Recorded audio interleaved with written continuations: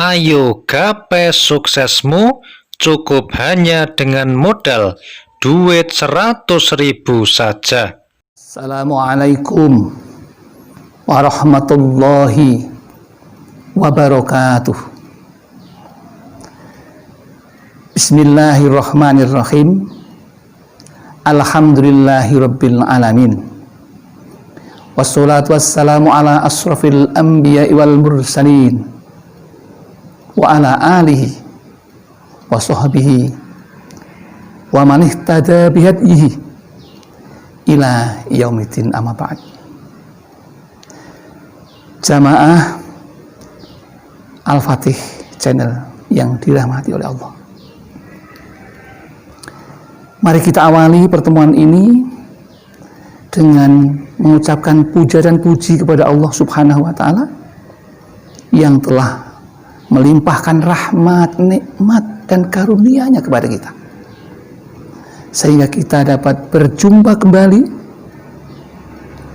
di dalam pertemuan kali ini dengan selamat, tidak ada halangan suatu apapun. Mari kita ikrarkan rasa syukur kita dengan membaca hamdalah bersama. Alhamdulillahirabbil alamin. Tidak lupa, sholawat dan salam senantiasa kita curahkan keharibaan baginda Rasulullah Sallallahu Alaihi Wasallam, Nabi akhiruz zaman, Nabi yang selalu kita jadikan uswah, contoh dalam melaksanakan kehidupan di dunia ini. Saudaraku, jamaah Al-Fatih yang dimuliakan oleh Allah, pada kesempatan ini ingin kami sampaikan sebuah tema pertemuan dengan judul Ayo gapai suksesmu hanya dengan modal duit 100.000. Judul ini terinspirasi dengan surat Nuh yang ada dalam Al-Quran pada ayat 5 yang berbunyi, A'udzubillahi minasyaitonirrajim, Bismillahirrahmanirrahim.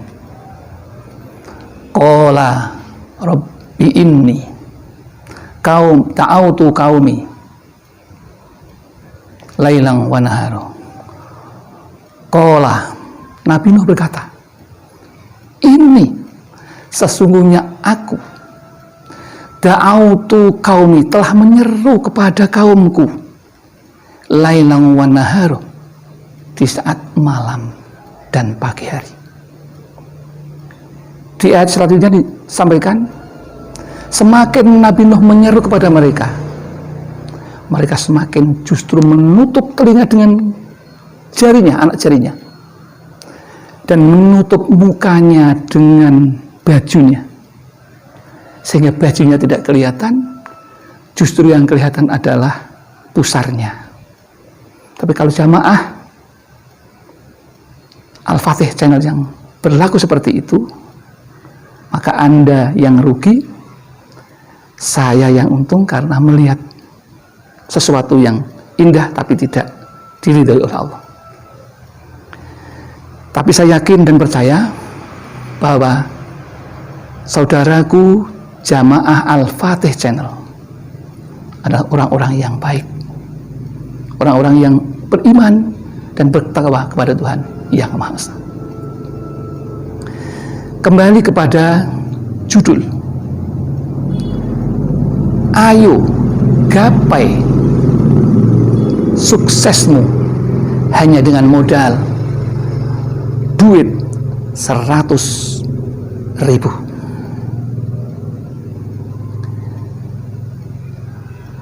Ayo gapai, kata ini sepadan dengan doa di dalam surat Nuh Al-Quran ayat 5 tadi. Seruan untuk mengerjakan sesuatu. Jadi doa di dalam Al-Quran berarti macam-macam. Ada yang berarti permohonan, ada yang berarti himbauan,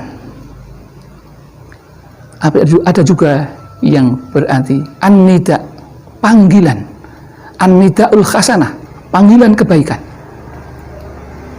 Nah, di sini kami ingin berbagi pengalaman dan ilmu yang hanya sedikit, tapi bagi kami mempunyai harapan yang luar biasa besarnya kepada jamaah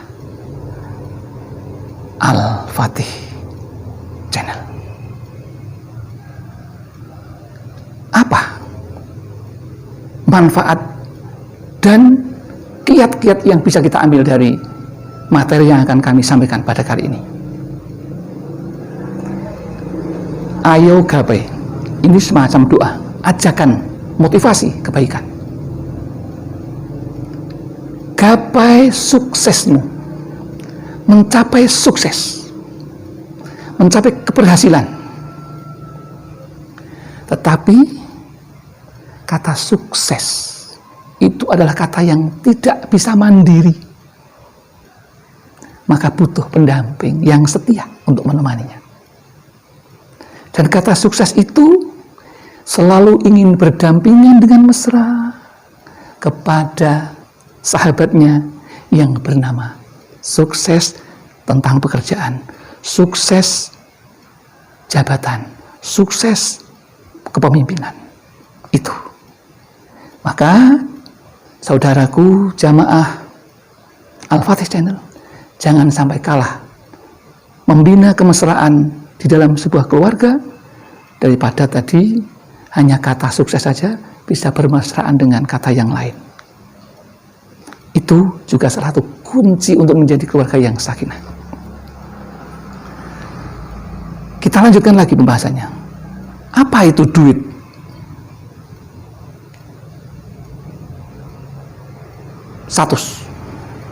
Ribu. Duit 100 ribu. Duit. Orang memang banyak yang sudah terobsesi betapa berkuasanya keuangan. Sebuah negara yang punya kapital, keuangan yang besar, bisa mengalahkan tanpa harus berperang, tapi secara ekonomi mereka bisa menguasai hanya dengan duit atau uang. Kita perhatikan di sekeliling kita, sudah banyak yang menjadi hak milik orang, bukan yang asli Indonesia. Ini suatu keprihatinan. Semuanya karena tertipu dengan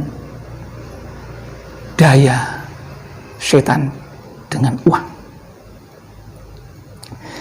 Tetapi di sini duit itu yang pertama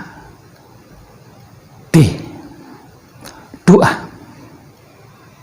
Jadi untuk meraih sukses, seorang yang beriman tentu akan mengedepankan pertama kali adalah doa kepada Allah Subhanahu wa ta'ala.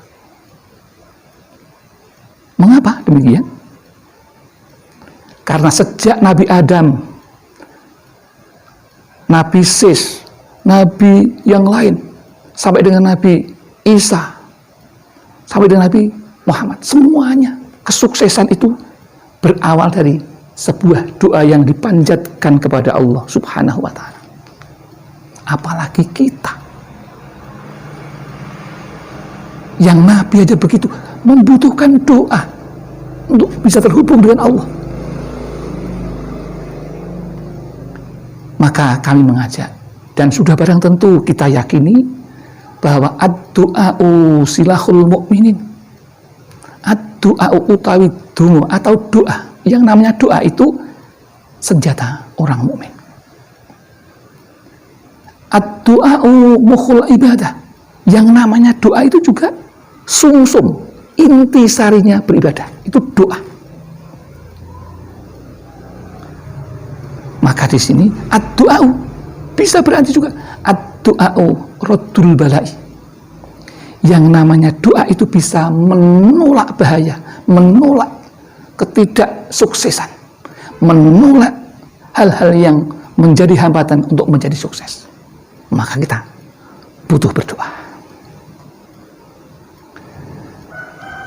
Doa ada beberapa syarat supaya doa itu terkabul. Pertama, ketika berdoa dengan niat limardotillah, mengharap ridho Allah, lillahi ta'ala, karena Allah, jangan karena siapa-siapa. Itu yang pertama. Kemudian carilah doa yang sesuai dengan tujuan, karena Allah memberikan sarana prasarana doa yang sangat lengkap untuk kebutuhan hambanya. Orang yang sakit sudah ada doa. Orang sakit doa mau keluar supaya selamat, ada doanya. Mau tidur, ada doanya. Mau ke WC saja, ada doanya, supaya kita selamat dari gangguan syaitan. Begitu juga dengan jabatan ini. Banyak doa-doa yang diajarkan oleh para alim ulama untuk menggapai sesuatu pekerjaan supaya sukses. Ini perilaku, ciri-ciri orang yang beriman. Doa andalannya. Yang kedua, setelah orang berusaha mencapai sukses dengan doa, yang kedua tidak boleh melupakan yang namanya usaha. Usaha atau ikhtiar itu wajib bagi manusia awam. Penting diperhatikan. Tidak boleh hanya berdoa sekhusuk-khusuknya tanpa mengingat atau berusaha dengan usaha. Tidak. Maka harus dibarengi dengan usaha lahiriah. Tadi usaha batiniah, sekarang usaha ini lahiriah. Batin. Untuk mencapai sukses sesuai dengan bidang masing-masing. Misalnya, seorang tentara, seorang presiden, seorang kepala sekolah, seorang guru, seorang dosen, seorang menteri, semuanya harus membutuhkan prestasi, membutuhkan kemampuan-kemampuan yang dibutuhkan. Usaha tadi, minimal, paling tidak, orang harus punya kompetensi profesional sesuai dengan bidang yang digelutinya. Yang kedua, untuk menggapai sukses, orang harus punya bekal yang namanya kompetensi atau kemampuan sosial yang baik, berinteraksi dengan anak buah, dengan atasan, dengan bawahan. Karena kita kalau tidak bisa menjaga ke atas tidak baik, menjaga baik, kita terlalu baik kepada atasan, maka yang bawah akan lepas. Kalau kita terlalu baik dengan yang bawah, tidak pernah ngurusi atasan, maka atasan bawah akan lepas. Maka kita harus punya kompetensi sosial yang baik, kompetensi pribadi yang baik. Itu untuk menjadi seorang pemimpin yang sukses. Kalau ingin di antara pemimpin yang sukses lebih lagi, maka dituntut lagi. You must learn hard. Saudaraku, Jamaah channel, Jamaah Al-Fatih channel harus mau bekerja keras untuk belajar. Belajar dengan keras. Belajar dengan sungguh-sungguh. Membanting tulang. Tapi bukan membanting-banting tulang, dibanting-banting, bukan itu. You must work hard. Anda harus bekerja dengan keras untuk menggapai kesuksesan. Setelah belajar, maka Anda akan mendapatkan yang namanya prestasi. Nah, prestasi itulah nanti yang menjadi bahan pertimbangan untuk menjadi kesuksesan seorang. Yang kedua, seorang yang ingin sukses harus punya pengabdian. pengabdian yang baik kepada tugasnya, kepada atasannya, kepada bawahannya, harus baik pengabdiannya.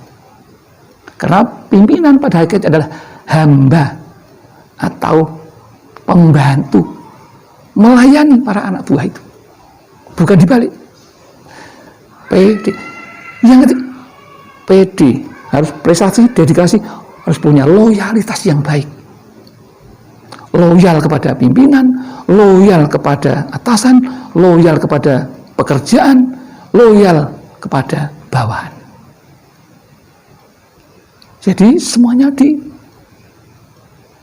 diloyali, disetiani kesetiaannya, dan integritas ini penting dan tidak tercela. Itu untuk menggapai prestasi. Namun ternyata usaha yang sudah seperti itu tidak semuanya berhasil, karena manusia hanya bisa berencana. Maka yang terpenting tadi, yang pertama syaratnya adalah doa.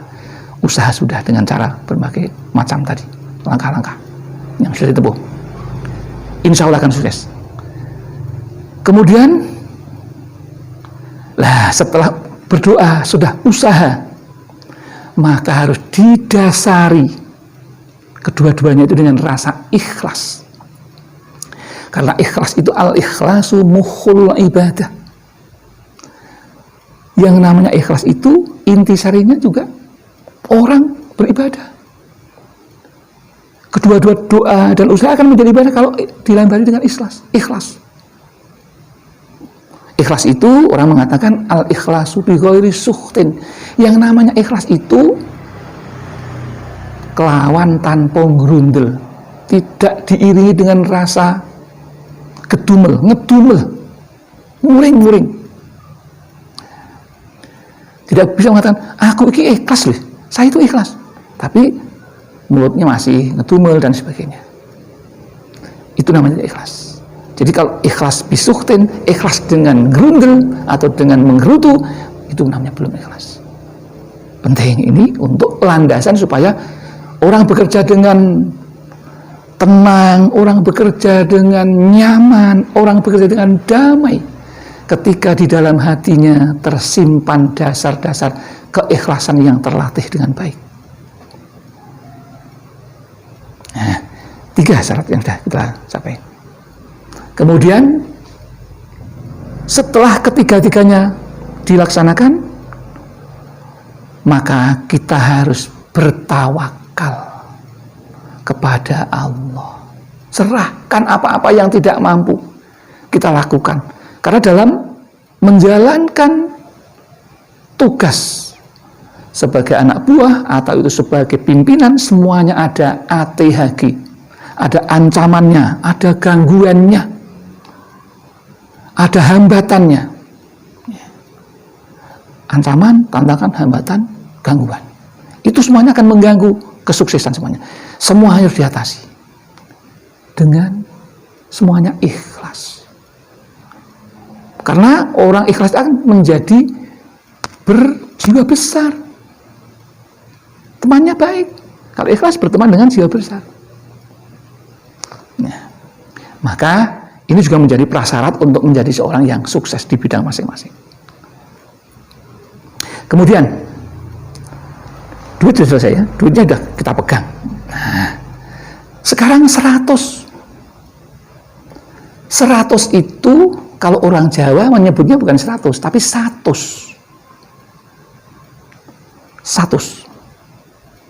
Bahasa Indonesia 100, tapi kalau dalam bahasa Jawa membacanya 100. 100 itu dalam filosofi Jawa disebut puasa. Ngesat, membuang, tidak memasukkan sesuatu ke dalam perut atau makan. Disat perutnya, dikosongkan, disat itu dikosongkan.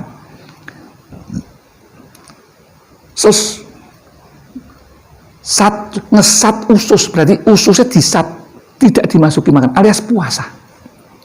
Nah, puasa ini juga dilakukan oleh para nabi. sejak dari Adam sampai dengan Nabi Muhammad semuanya melaksanakan puasa. Karena apa? Kok harus bukan puasa? Apa hubungannya kesuksesan puasa? Ada betul. Lihat contoh. Para ulama, para anbiya, para rasul, semuanya itu mempunyai ilmu yang baik, yang bisa ditakuti oleh lawan dan bisa menundukkan lawan. Semuanya juga dari riyadah yang namanya puasa.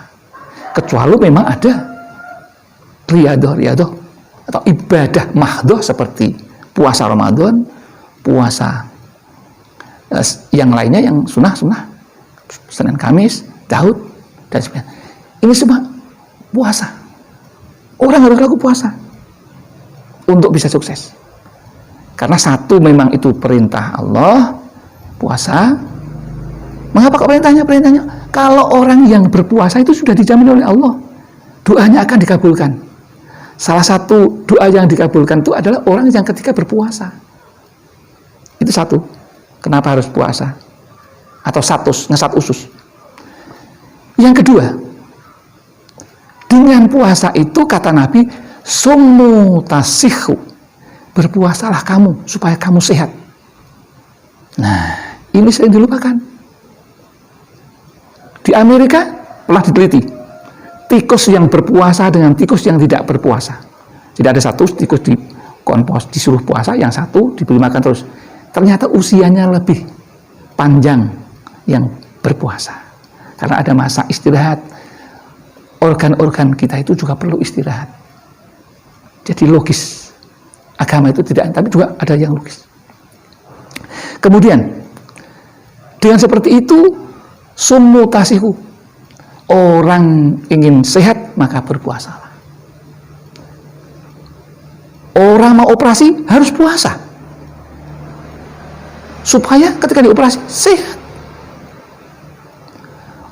Menjadi presiden, menjadi menteri, semuanya persyaratan fisiknya harus sehat jasmani dan rohani. Maka untuk menggapai sukses, tidak boleh merupakan yang namanya satus atau ngesat usus alias puasa. Meskipun kita hanya puasa di bulan Ramadan, itu sudah. Kecuali beribadah juga sehat. Puasa Senin Kamis, puasa yang lain, semuanya menyehatkan. Jadi, ini untuk mencapai kesuksesan yang berikutnya, yaitu adalah ngesat usus atau puasa. Semuanya orang yang sukses, tidak ada orang yang bermalas-malasan. Biasanya direwangi, diikuti dengan pengorbanan yang luar biasa. Pengorbanan termasuk tadi puasa tadi. Seorang ibu yang ingin anaknya sukses biasanya dengan dipuasani. Anak putranya dipuasani, diprihatini, berkorban. Karena tidak ada kebahagiaan tanpa pengorbanan. No gain, no pain. Tidak ada kebahagiaan tanpa pengorbanan. Kemudian yang selanjutnya 100.000. Nah, 1000. Yang terakhir ini, saudaraku, yang terakhir untuk menggapai sukses, syarat yang terakhir, kiat yang terakhir, yaitu mencari ridho ibu. Mencari ridho ibu. Apa iya ada hubungan antara mencari ridho ibu, keikhlasan ibu, keriduan ibu, keikhlasan ibu dengan kesuksesan seseorang? Ada. Lihat betapa seorang Presiden Jokowi begitu hormatnya dengan ibunya. Jadi kalau beliau menjadi presiden itu sangat pantas karena hormat sekali dengan ibunya. Banyak tokoh-tokoh yang lain yang sangat hormat dengan ibunya dan di dalam perjalanan karirnya menjadi seorang yang sukses. Karena yang namanya ridho ibu itu akan mengangkat doa anaknya dalam mencapai tataran sukses. Ridho Allah biridul walidaini. Ridhonya Allah itu bergantung kepada ridhonya orang tua, terutama ibu. Dan ibu itu, kata Nabi, orang yang dipanggil 3 kali untuk menghormati itu yang dipanggil ibu. Siapa orang yang pertama kali selalu mati? Ibu, ibu, ibu, ibu. 3 kali, baru ayahmu. Dan doa ibu dikabulkan Tuhan. Kutukannya jadi kenyataan.